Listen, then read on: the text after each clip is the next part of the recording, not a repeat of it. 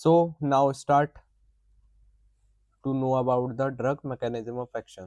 तो पहली हमारी जो क्लास ऑफ ड्रग है वो है सोडियम चैनल ब्लॉकर। सो कोई भी चीज पढ़ने से पहले पहले हम समझने की कोशिश करेंगे कि ये कहना क्या चाहता है। तो सीधी सी बात ये कहना चाहता है कि सोडियम का कोई चैनल है उसे ब्लॉक कर दो, इसलिए उसने बोल दिया सोडियम चैनल ब्लॉकर। सीधी सी बात है कि सोडियम चैनल ब्लॉक का हम कर देंगे। मान लीजिए कोई गेट है, ये गेट ओपन है तो सोडियम एंट्री कर पा रहा है। अब सोडियम के गेट को यहाँ पे क्लोज कर दिया तो क्या सोडियम एंट्री करेगा? नहीं कर पाएगा। ठीक है, यहाँ पे आसानी से सोडियम सेल के अंदर एंट्री कर पा रहा था, लेकिन अब चैनल ब्लॉकर कर दिया, चैनल ही ब्लॉक कर दिया तो सोडियम एंट्री नहीं कर पा रहा, सोडियम की कोई भी एंट्री यहाँ पे नहीं हो रही। तो सिंपल मतलब यही है सोडियम चैनल ब्लॉकर। चलिए पॉइंट वाइज रीड करते हैं। तो पहला पॉइंट है stop inward movement of sodium. तो पहले ही बताया कि एक्स्ट्रा सेलुलर से, सेल के बाहर से सेल के अंदर मान लीजिए चैनल है, थोड़ा डायग्राम में आपको बना देता हूँ। तो अब सोडियम चैनल ब्लॉकर है मतलब ये गेट बंद है सोडियम के लिए, तो सोडियम यहाँ पे एंट्री नहीं कर पा रहा, बाहर ही रह रहा है। ठीक है, तो पहले तो सोडियम की एंट्री को स्टॉप कर देता है। Second point decreases autonomicity in all cell. अब क्या होता है हर्ट सेल पे क्या बोला गया उसे? ऑटोनोमिसिटी। हर्ट सेल पे एक पावर है वो है ऑटोनोमिसिटी। ऑटोनोमिसिटी मतलब ऑटोमेटिक। ऑटोमेटिक क्या आप हर्ट को अपने कंट्रोल कर सकते हो? नहीं, वो ऑटोमेटिक चल रहा है। आप क्या चाहो उसे रोक सकते हो? नहीं। तो हर्ट अपना काम क्या है? ऑटोमेटिक मोड पे करता है। तो decrease autonomicity in all cell, तो उसकी जो ऑटोमेटिकली जो वो वर्क कर रहा है उसे थोड़ा कम कर दो, क्योंकि यहाँ पे एरिथीमिया की कंडीशन चल रही है। तो एरिथीमिया क्या है? हार्ट बीट तेज भी है और हार्ट बीट स्लो भी है। तो कहीं ना कहीं यहाँ पे डिस्कशन हो रहा है उसकी हार्ट बीट बहुत ज्यादा फास्ट है, तो उसकी ऑटोनोमिसिटी को कम कर दो, तो ऑटोमेटिकली जो हार्ट पंपिंग कर रहा है, बार बार कॉन्ट्रैक्ट कर रहा है, उसकी स्पीड स्लो हो जाएगी। इस तरीके से हम एरिथीमिया अपना ठीक कर सकते हैं। थर्ड है डिक्रीज फेज जीरो डीपोलराइजेशन। अभी मैंने पहले ही बताया था कि डीपोलराइजेशन का मतलब क्या? पॉजिटिव। अब क्या है? डीपोलराइजेशन होगा अगर पॉजिटिव आइंस की ज्यादा एंट्री होगी, तो वो क्या है? कॉन्ट्रैक्टिलिटी बढ़ाता है। कॉन्ट्रैक्टिलिटी या कह सकता हूँ कॉन्ट्रैक्शन, हर्ट को बहुत ज्यादा कॉन्ट्रैक्ट कराएगा। अब सीधी सी बात है हर्ट का बार बार कॉन्ट्रैक्शन होगा। ठीक है, सॉरी, सीधी सी बात है अगर हर्ट का बार बार कॉन्ट्रैक्शन होगा तो उसका रिलैक्सेशन भी होगा, और वो बार बार पंपिंग करता रहेगा, तो हर्ट का क्या? कॉन्ट्रैक्शन घटा दो। तो क्या है? Decrease phase zero depolarisation. Depolarisation को अगर हम रोक देंगे तो पॉजिटिव आइंस की एंट्री भी स्टॉप हो जाएगी, क्योंकि यहाँ पे पहले ही बोला है सोडियम चैनल ब्लॉकर, सोडियम पे क्या है? पॉजिटिव है। तो डीपोलराइजेशन होने से रुक जाएगा, तो हार्ट ज्यादा कॉन्ट्रैक्ट नहीं होगा, उसकी पंपिंग थोड़ी स्लो हो जाएगी।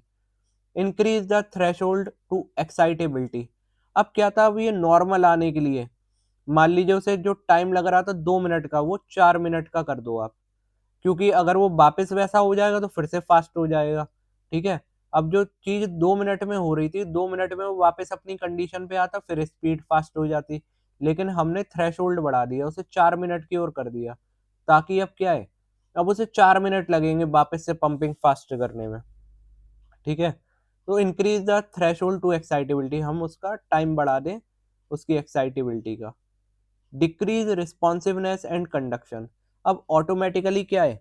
जब हमारा पॉजिटिव आइन की एंट्री नहीं होगी तो क्या?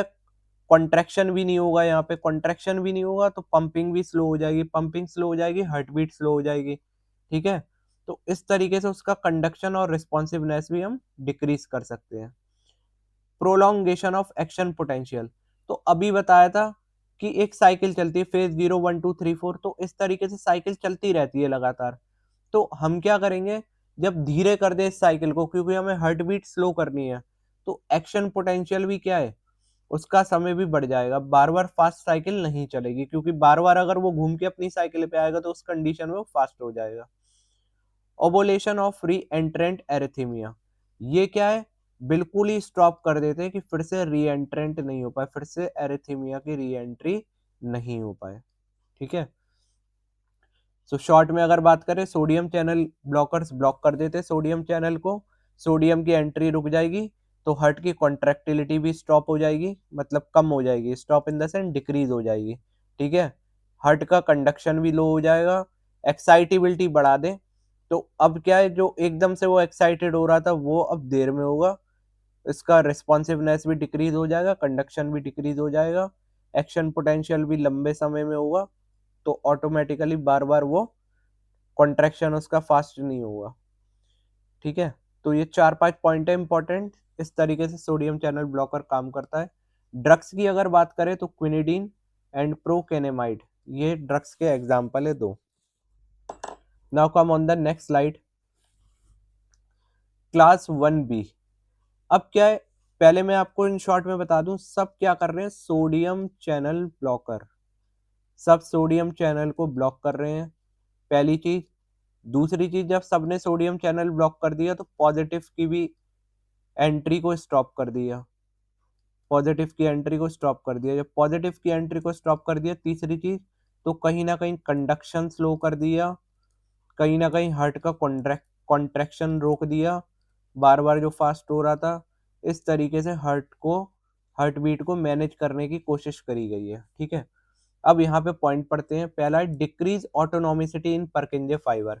अब पहले ही डिस्कस किया था कि हमारा जो हार्ट है वो ऑटोमेटिकली वर्क करता है, तो उसका ऑटोनोमिसिटी को थोड़ा डिक्रीज करो, जिससे वो पंपिंग थोड़ी स्लो करे, हार्ट बीट थोड़ी स्लो करे। Second, decrease abnormal and triggered activity. अब क्या है, बहुत ज्यादा नर्वसनेस हो जाना या कोई ऐसी एक्टिविटी है वो भी हमारे हार्ट बीट को ट्रिगर कर देती है, नर्वसनेस, तो उसको भी डिक्रीज करो, ठीक है, उसे रोकने की कोशिश करो। Third, decrease slope of phase 4 depolarization. अब पहली बताया, डिपोलराइजेशन को स्टॉप करना है, डिपोलराइजेशन मतलब पॉजिटिव, उसकी एंट्री को रोकना है, तो सोडियम चैनल ब्लॉकर सोडियम की एंट्री को रोक देंगे, ठीक है। Increase the threshold to excitability. अब मैंने पहले ही बताया कि अब जो 2 मिनट बाद वो वापस रिकवर हो जाता, मान लीजिए हमने क्या है, उसे रोकने की कोशिश करी, वो 2 मिनट तक रुक पाया, अब 2 मिनट बाद तो फिर से वो अपनी तेज कर देगा स्पीड को, लेकिन अगर हम उसकी थ्रेशोल्ड बढ़ा दें, मतलब उसका समय बढ़ा दें कि अब 2 मिनट की जगह उसे 4 मिनट लगे कम से कम वापस तेज होने में, ठीक है, तो भी हम कंट्रोल कर सकते हैं। No change in duration of action potential, action potential की ड्यूरेशन में कोई चेंज नहीं करना हमें। एबॉलिश री एंट्री इन वेंट्रिकल्स। अब इसमें भी क्या है, वेंट्रिकल्स के अंदर फिर से री एंट्री नहीं होगी इसकी, सीधी सी बात है कि हमारा अगर एरिथमिया बार बार होता रहेगा तो हमें बॉडी के दिक्कत आएगी। अब वेंट्रिकल भी हमारे बार बार स्पीड में कॉन्ट्रैक्ट होंगे तो भी हमारा फिर से एक्शन पोटेंशियल स्टार्ट हो जाएगा, या कहूँ कंडक्शन ऑफ हार्ट चालू हो जाएगा, फिर से वो एट्रियल को फिल करेगा, फिर एट्रियल को कॉन्ट्रैक्ट करेगा, फिर वेंट्रिकल में जाएगा, फिर वेंट्रिकल को कॉन्ट्रैक्ट करेगा, तो ये स्पीड तेज हो जाएगी। तो abolish re entry in ventricle. Example lignocaine and phenytoin. Now come on the next slide, class 1C mode of action. अब 1C फिर से ये भी क्या है, सोडियम चैनल ब्लॉकर का है, यहाँ पे सोडियम की एंट्री को स्टॉप करना। मैं बार बार कह रहा हूँ सोडियम चैनल ब्लॉकर, बस सोडियम की एंट्री रोक दो तो क्या है, डिपोलराइजेशन नहीं होगा, क्योंकि डिपोलराइजेशन पॉजिटिव की वजह से होता है। Decrease premature ventricular depolarization, ठीक है, यहाँ पे भी क्या है, प्री मैच्योर वेंट्रिकुलर डिपोलराइजेशन रोकना है, क्योंकि सोडियम की अगर एंट्री होगी तो डिपोलराइजेशन होगा, डिपोलराइजेशन होगा तो हमारे फिर से कॉन्ट्रैक्शन होगा और हार्ट बीट हमारी फास्ट रहेगी। Decreases responsiveness and conduction, automatically response कम करेगा और कंडक्शन बार बार उसका जो कॉन्ट्रैक्शन है वो भी क्या स्लो हो जाएगा। पावरफुल सोडियम चैनल ब्लॉकर, तो एक पावरफुल सोडियम चैनल ब्लॉकर के ये क्लास है, class 1C। Example propafenone, propafenone. Now come on the next slide,